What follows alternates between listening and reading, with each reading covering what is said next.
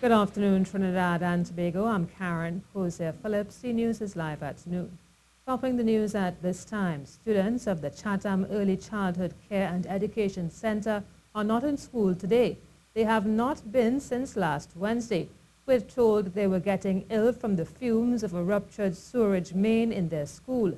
Head of the Parent Teachers Association, Ms. Williams, explains the situation. Right, the sewer line and all the school is backing up, school and the water, whatever is backing up in the school. So we have to close school, right? Last week, Wednesday, we closed school. So the children is home from since last week, Wednesday. She says the institution has reported the matter to the school supervisor, who brought this to the attention of the Minister of Education, Anthony Garcia, and the EFCL. To come and see about it. So we was waiting on them to get their approval there, and in the meanwhile we were checking out other people to see if we could get them to come and the regional corporate there, so we are waiting. One of the regional suppliers told us they'll see if they can help us. So we're waiting to see if they will come and help us because the FCL isn't doing anything for us. And the children are home, and then the test time is coming up, so this week are going to make it to 5 days, 6 days into the home. But the parents are fed up. They say they have been waiting a long time to have the school, and just after it is opened, this problem has come. They say they are on the verge of putting on a protest very soon because it is their children who are suffering. World AIDS Day will be commemorated this coming Friday. The technical director of the HIV/AIDS Coordinating Unit, Dr. Ayana Sibro, says they have a lot planned for those affected by the disease.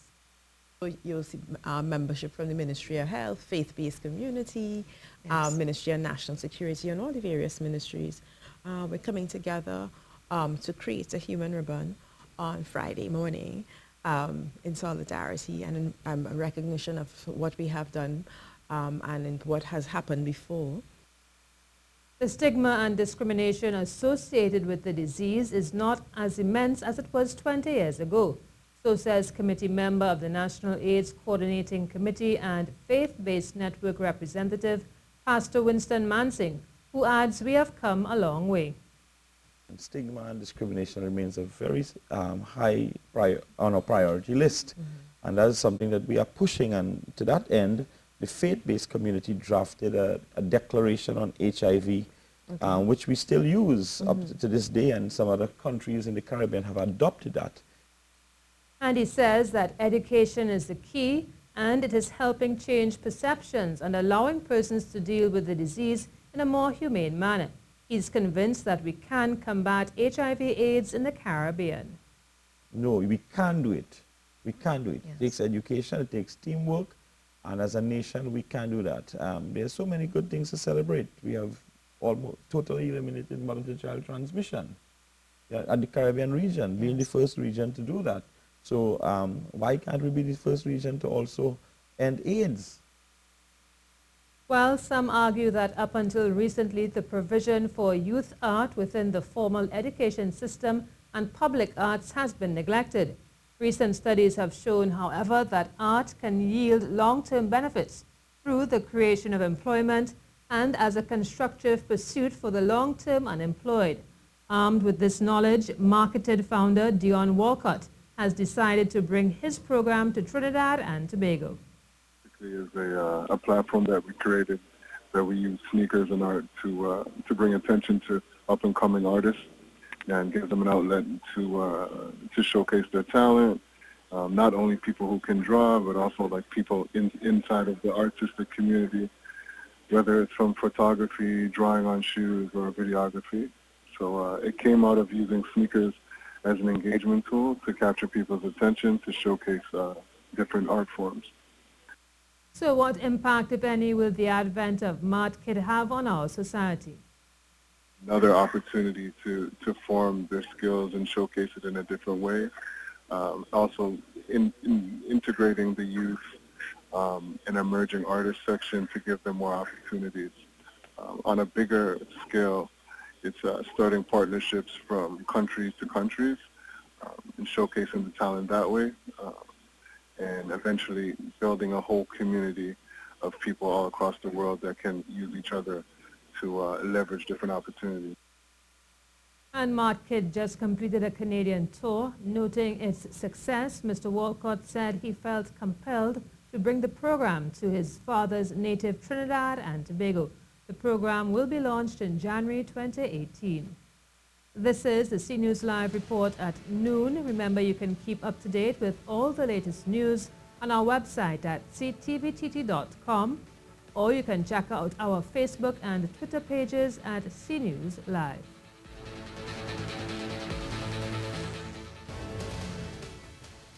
And now for the weather. For the period this afternoon, light to moderate showers would interrupt sunny conditions in varying localities.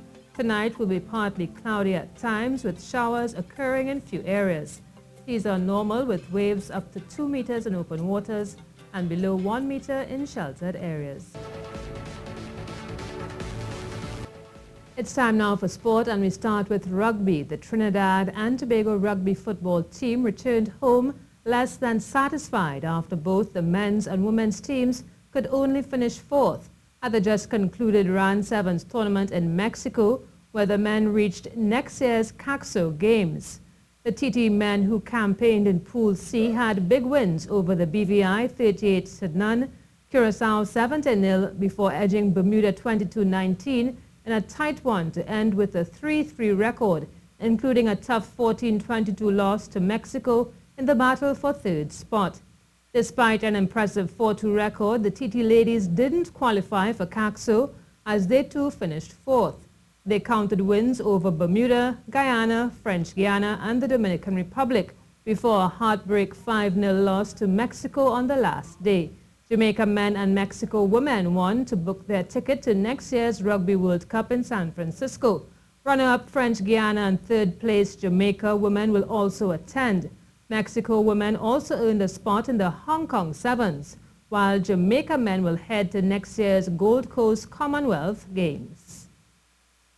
National men's football team coach Dennis Lawrence has encouraged young footballers to trust the process to success, and that failure is part of the journey on the way to accomplishing their goals.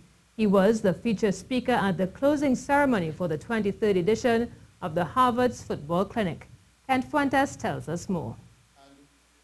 There were several awards handed out to the youngsters, with Elijah Fernandez and Kale Williams being named most improved and most disciplined players in Group 1, while LeBron James and Caitlin Jackman were the most improved and most disciplined in Group 2. Tyreek Williams was named the most outstanding player in Group 1, while Kaisha Carrington was the most outstanding among the Group 3 players. Senior men's team's coach Dennis Lawrence told the young footballers the road to success is full of challenges and reminded the parents they have a key role to play in helping their children achieve their goals. But I want to say to the parents that your effort is invaluable to what the younger generation are going to become. Because we live in a society now that everybody wants instant success. And there is nothing as instant. Even for the people who ask for instant coffee, there is no instant coffee. Because before that coffee became to where there was a process for the coffee bean to become where it is to become instant now. He told the players their role is to give 100% at all times if they want to accomplish their goals. So we need to understand that there is a process, and the process is you have to dig deep to be able to achieve your goals. My process was I wasn't allowed to be in a secondary school's football team because why? At the time, the coach at the time thought I was too small. He thought I was too weak, and I would not be able to achieve my goals.